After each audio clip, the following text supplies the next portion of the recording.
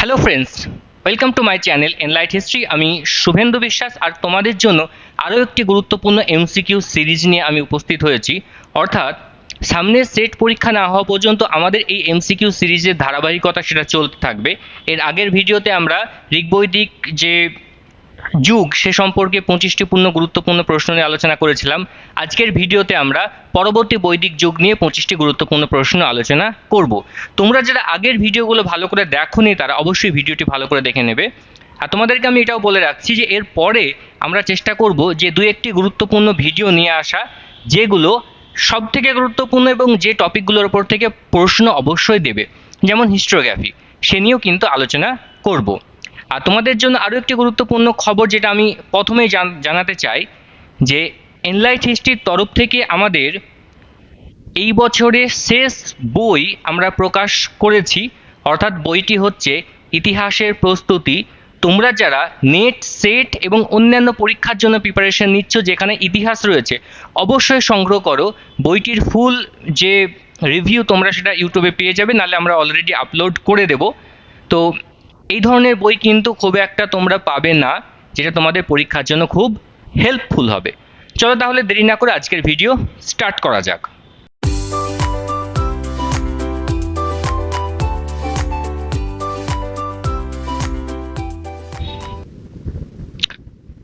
আজকের প্রথম প্রশ্ন, পরবর্তী বৈদিক যুগের সময়কাল 1500 থেকে 1000 খ্রিস্টপূর্বাব্দ, 1000 থেকে 600 খ্রিস্টপূর্বাব্দ, 1000 থেকে 500 খ্রিস্টপূর্বাব্দ, 1000 থেকে 400 খ্রিস্টপূর্বাব্দ।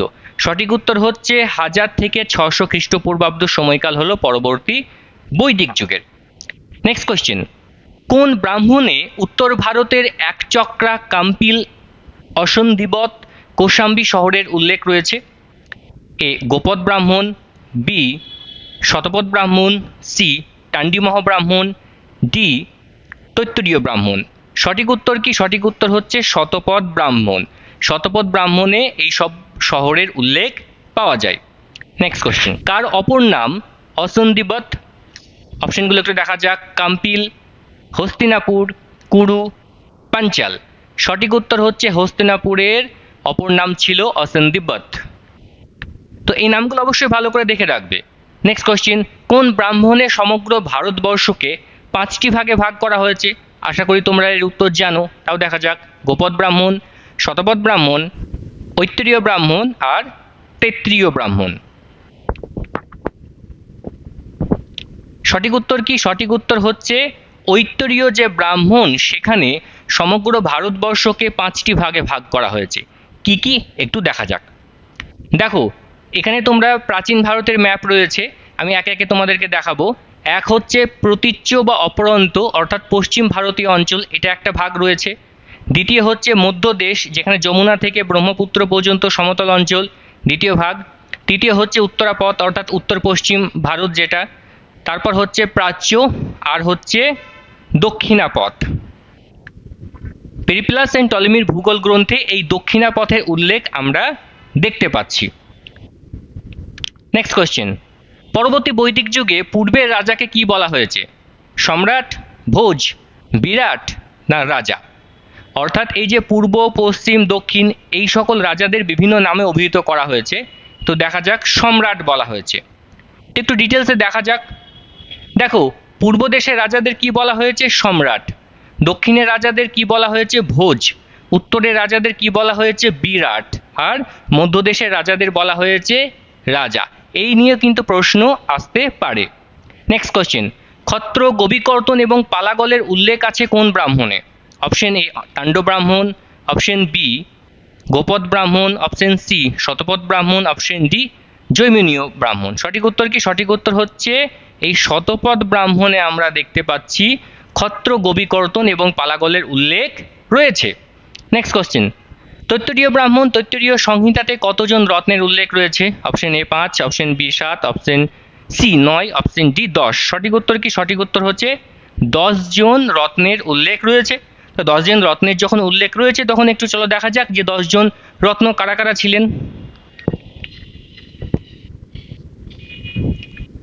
এক হচ্ছে পুরোহিত, চ্যাপলিন বলা হচ্ছে, সুত, মহিষী, পরিবৃত্তি, বাবাতা, সংগৃহীত্রী, অক্ষবাব, সেনানী, গ্রামণী, বাগদুক। তো এদের কথা কিন্তু আমরা তৈত্তরীয় ব্রাহ্মণ, তৈত্তরীয় সংহিতাতে পাওয়া যায়। এবং আমাদের যে নোট, সেই নোটেও কিন্তু এইভাবেই করা রয়েছে, অর্থাৎ একদিকে বাংলা, তার এদিকে ইংরেজি, ইংরেজি কী নাম সেটাও তোমরা সেখানে পেয়ে যাবে। নেক্সট কোয়েশ্চেন, কোন ব্রাহ্মণ থেকে পরবর্তী বৈদিক যুগের বংশানুক্রমিক রাজপথ সম্পর্কে জানা যায়? অপশন এ জৈমিনীয় ব্রাহ্মণ ও শতপথ ব্রাহ্মণ, অপশন বি শতপথ ব্রাহ্মণ ও ঐত্তরীয় ব্রাহ্মণ, অপশন সি গোপদ ব্রাহ্মণ ও তান্ডি ব্রাহ্মণ, অপশন ডি শৌনকীয় ও পৈপল্লাদ ব্রাহ্মণ। সঠিক উত্তর কি? সঠিক উত্তর হচ্ছে শতপথ ব্রাহ্মণ, উত্তরীয় ব্রাহ্মণ। এখানে পরবর্তী বৈদিক যুগের বংশানুক্রমিক রাজপথ সম্পর্কে আমরা জানতে পারি। নেক্সট কোয়েশ্চেন, কোন ব্রাহ্মণে উল্লেখ রয়েছে অত্যাচারী রাজার শাসনের অবসান ঘটানোর জন্য এক রাজদ্রোহী পুরোহিত বৈশ্যদের পরচিত করেছিলেন? দেখো কতটা গুরুত্বপূর্ণ প্রশ্ন। এ শতপথ ব্রাহ্মণ, বি গোপদ ব্রাহ্মণ, সি তান্ড ব্রাহ্মণ, অপশন ডি ঐত্তরীয় ব্রাহ্মণ। সঠিক উত্তর কি? সঠিক উত্তর হচ্ছে তান্ড ব্রাহ্মণে কিন্তু এই বিষয়ের উল্লেখ পাওয়া যায়। নেক্সট কোয়েশ্চেন, কোন ব্রাহ্মণে বৈশ্যদের অনাস্য বলিকৃত বলে বর্ণনা করা হয়েছে? একটু অপশনগুলো দেখা যাক। গোপদ ব্রাহ্মণ, শতপথ ব্রাহ্মণ, ঐত্তরীয় ব্রাহ্মণ, তান্ডি মহাব্রাহ্মণ। রাইট অ্যান্সার হচ্ছে ঐত্তরীয় ব্রাহ্মণে এর উল্লেখ পাওয়া যায়। নেক্সট কোয়েশ্চেন, গ্রামের ছোট ছোট বিচারের দায়িত্ব কাদের ওপর ছিল? এ রাজা, বি পুরোহিত, সি গোপীকর্তন, অপশন ডি গ্রাম্যবাদী। সঠিক উত্তর কি? গ্রাম্যবাদী। গ্রামের যে প্রশাসন পরিচালনার দায়িত্ব গ্রাম্যবাদীকেই কিন্তু করতে হতো, ছোটখাটো বিষয় রাজারা দেখতেন না। নেক্সট কোয়েশ্চেন, পরবর্তী বৈদিক যুগে দক্ষিণের রাজাকে কি বলা হতো? এ সম্রাট, বি ভোজ, সি বিরাট, ডি রাজা। রাইট অ্যান্সার হচ্ছে দক্ষিণের রাজাদের কিন্তু ভোজ বলা হতো। আমি কিন্তু প্রথমেই এই বিষয় নিয়ে আলোচনা করে দিয়েছি। উশিনর রাজ্যের উল্লেখ রয়েছে শতপথ ব্রাহ্মণে, কৌশিতকী উপনিষদ, গোপদ ব্রাহ্মণ আর উপরোক্ত সবগুলিতেই। সঠিক উত্তর কি? ওপরের সবগুলিতে আমরা উশিনর রাজ্যের কথা পাই। নেক্সট কোয়েশ্চেন, অথর্ববেদ অনুসারে বলির পরিমাণ কত ছিল? অপশন এ দ্বাদশ অংশ, অপশন বি ত্রয়োদশ অংশ, অপশন সি পঞ্চদশ অংশ, অপশন ডি ষোড়শ অংশ। সঠিক উত্তর কি? ষোড়শ অংশের কথা আমরা অথর্ববেদে পাই বলির পরিমাণ। নেক্সট কোয়েশ্চেন, কোন উপাদানে নারীকে মদ ও পাশার মতো সর্বনাশা বলে নিন্দা করা হয়েছে? সঠিক উত্তর কি হবে? অপশনগুলো দেখা যাক। অথর্ববেদ, মৈত্রেয়নী সংহিতা, ঐত্তরীয় ব্রাহ্মণ। আর রাইট অ্যান্সার কি? এগুলির কোনোটিই নয়। ডি হচ্ছে এগুলির কোনোটিই নয়। সঠিক উত্তর মৈত্রেয়নী সংহিতা। এখানে উল্লেখ রয়েছে নারীকে মদ এবং পাশার মতো সর্বনাশা বলে। নেক্সট কোয়েশ্চেন, শৈলুষ এর উল্লেখ রয়েছে বাজসেনীয় সংহিতাতে, মৈত্রেয়নী সংহিতাতে, উত্তরীয় ব্রাহ্মণে, শতপথ ব্রাহ্মণে। সঠিক উত্তর হচ্ছে বাজসেনীয় সংহিতাতে শৈলুষদের উল্লেখ পাওয়া যায়। নেক্সট কোয়েশ্চেন, সীসার উল্লেখ রয়েছে কোন ব্রাহ্মণে? গোপদ ব্রাহ্মণ, টান্ডি মহাব্রাহ্মণ, শতপথ ব্রাহ্মণ আর হচ্ছে ঐত্তরীয় ব্রাহ্মণ। সঠিক উত্তর কি? সঠিক উত্তর হচ্ছে শতপথ যে ব্রাহ্মণ সেখানে আমরা সীসার উল্লেখ দেখতে পাই। নেক্সট কোয়েশ্চেন, পরবর্তী বৈদিক যুগে একটি নতুন ফসল হিসেবে কিসের চাষ শুরু হয়? ধান, গম, রাগি, ভুট্টা। সঠিক উত্তর হচ্ছে গমের চাষ শুরু হয়। নেক্সট কোয়েশ্চেন, কোন সাহিত্যিক উপাদানে রাজাকে প্রজাপতি ব্রহ্মার সঙ্গে অভিন্ন বলা হয়েছে? খুব গুরুত্বপূর্ণ প্রশ্ন। অপশনগুলো একটু দেখা যাক। উত্তরীয় ব্রাহ্মণ, তৈত্তরীয় ব্রাহ্মণ, মৈত্রেয়নী সংহিতা, তৈত্তরীয় সংহিতা। সঠিক উত্তর হচ্ছে তৈত্তরীয় সংহিতাতে উল্লেখ রয়েছে, যেখানে রাজাকে প্রজাপতি ব্রহ্মার সাথে তুলনা করা হয়েছে। 20 হচ্ছে পরবর্তী বৈদিক যুগে মানুষ কয় ধরনের পোশাক পরিধান করত? একটু অপশনগুলো দেখা যাক। 1, 2, 3, 4। কয় ধরনের পোশাক পরিধান করত? 2 ধরনের পোশাক ব্যবহার করতে আমরা দেখতে পাচ্ছি। নেক্সট কোয়েশ্চেন, কোন ব্রাহ্মণের চামড়ার তৈরি পাদুকার উল্লেখ পাওয়া যায়? অনেকগুলো ব্রাহ্মণ রয়েছে, একটু অপশনগুলো দেখা যাক। শতপথ ব্রাহ্মণ, গোপদ ব্রাহ্মণ, তৈত্তরীয় ব্রাহ্মণ, ঐত্তরীয় ব্রাহ্মণ। তাহলে তোমাদের কি মনে হয় কোন ব্রাহ্মণে চামড়ার তৈরি পাদুকার উল্লেখ পাওয়া যায়? রাইট অ্যান্সার হচ্ছে শতপথ ব্রাহ্মণে। আমি তোমাদের আগের দুটো ক্লাস আগে তোমাদেরকে বলেছিলাম, যখন ঋগ বৈদিক সাহিত্য নিয়ে আলোচনা করেছি, যে শতপথ ব্রাহ্মণ হচ্ছে এমন একটা ব্রাহ্মণ যেখানে অনেক বিষয়ের উল্লেখ আমরা দেখতে পাই। নেক্সট কোয়েশ্চেন, পরবর্তী বৈদিক যুগে ঘোড়দৌড় বা ঘোড়া দৌড় যেটাকে বলা হয় হতো বাজপেয়ী রাজসীয় যজ্ঞ উপলক্ষে, বাজপেয়ী অশ্বমেধ যজ্ঞ উপলক্ষে, বাজপেয়ী পুরুষমেধ যজ্ঞ উপলক্ষে, অশ্বমেধ পুরুষমেধ যজ্ঞ উপলক্ষে? সঠিক উত্তর বাজপেয় রাজসূয় যজ্ঞ উপলক্ষে ঘোড়া দৌড় কিন্তু হতো। তো বাজপেয়, রাজসূয়, অশ্বমেধ এর তিনটে ঋগ্বৈদিক যুগে আমরা দেখতে পাচ্ছি এবং এই তিনটে কিন্তু রাজপদের সাথে বা রাজার সাথে যুক্ত। নেক্সট কোয়েশ্চেন, কোথায় বসতির বাইরে গোলাকার গর্তের নিদর্শন পাওয়া গেছে? একটু অপশনগুলো দেখা যাক। জাখেরা, ইন্দ্রপ্রস্থ, ভগবানপুর, অত্রঞ্জি খেরা।